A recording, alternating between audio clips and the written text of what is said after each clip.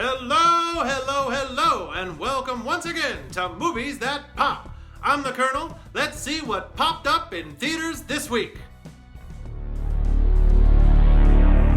Yes, once again, Johnny Depp leaps at the chance to hide his robust and healthy skin tone under pale white makeup. Well, at least he's got a better reason than normal this time, as he's playing notorious criminal Whitey Bulger in Black Mass, a middle-of-the-road crime movie that plays more like a reason for a bunch of great actors to flex their muscles, or at least have fun fiddling around with their Boston accents, than a solid entry in the pantheon of crime movies that includes Scarface, American Gangster, The Departed, Goodfellas, and Casino. Those actors, and there are some greats in there, not just Depp, but Joel Edgerton, Benedict Cumberbatch, Kevin Bacon, Peter Sarsgaard, Julianne Nicholson, Corey Stoll, I'm gonna keep going, Adam Scott, Dakota Johnson, and even great utility players like David Harbour and W. Earl Brown. They're all working their butts off here, and the material's just not there.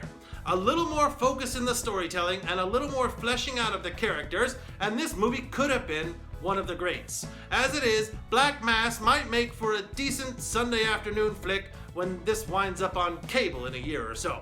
Alright, that's it for the capsule review. Let's get in depth. If there's one thing we can agree on, it's that Johnny Depp has still got it. Now, I know it's been a little touch and go there for a few years, so it's understandable if you've forgotten, but the man has always been talented, and he is genuinely creepy here, with his jaundiced face and unevenly colored teeth and his milky zombie eyes. You will not forget his menace, partially because that menace is written to be Whitey Bulger's defining character trait. He's got none of the charm or charisma of a Tony Montana or a Frank Costello, so it's difficult to see how his underlings could be even drawn to him. He's just a scary guy. Full stop.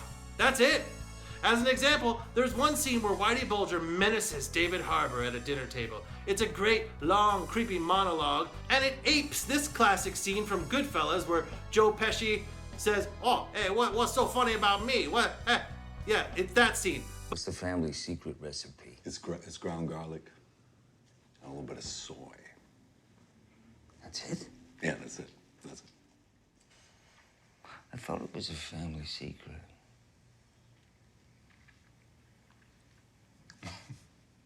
It's your recipe. No. You said to me, this is a family secret, and you gave it up to me. Boom.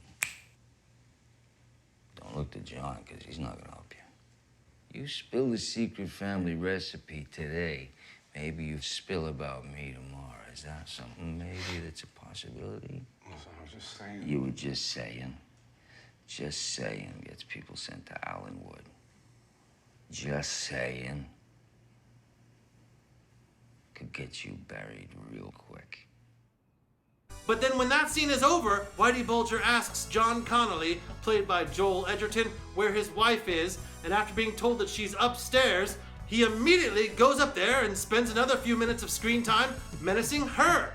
For no apparent story-centric reason, just another clip for Johnny Depp's Oscar reel. The aforementioned Joel Edgerton also gives a captivating performance as compromised agent John Connolly, a man who seems at first to be doing the wrong thing but for the right reasons, but in the end, he's sort of revealed to be completely morally compromised, and when some revelations arrive late in the story, you'll find yourself wondering if he was corrupted by the devil that was Whitey Bulger, or if he was corrupt the whole time, like from the very beginning.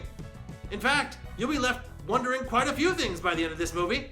Connolly's motivations and character arc being the most obvious, but the nature and growth of Whitey Bulger's criminal enterprise is another.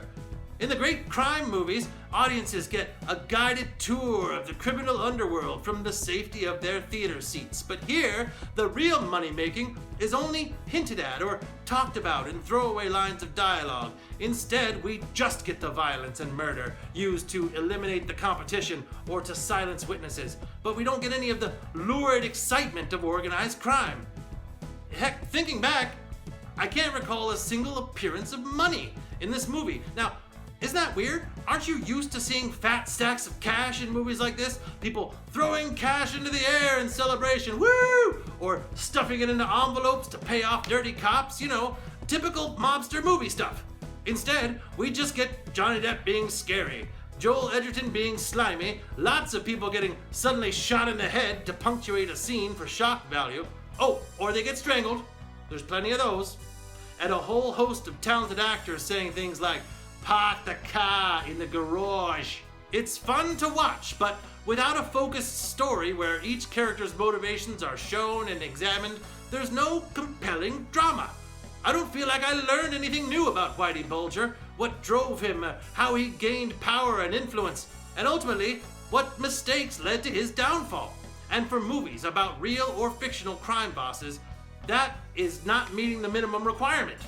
I award Black Mass a medium bag of popcorn for the strength of the performances alone. Sometimes a talented cast working hard to entertain you despite the material is enough to justify a trip to the theater. But hey, it's fall, baby! Oscar season. Now with this many quality options being dropped into theaters on a weekly basis, Black Mass shouldn't be high on your priority list. Alright, let's get creeped out by Johnny Depp one last time before we go. Look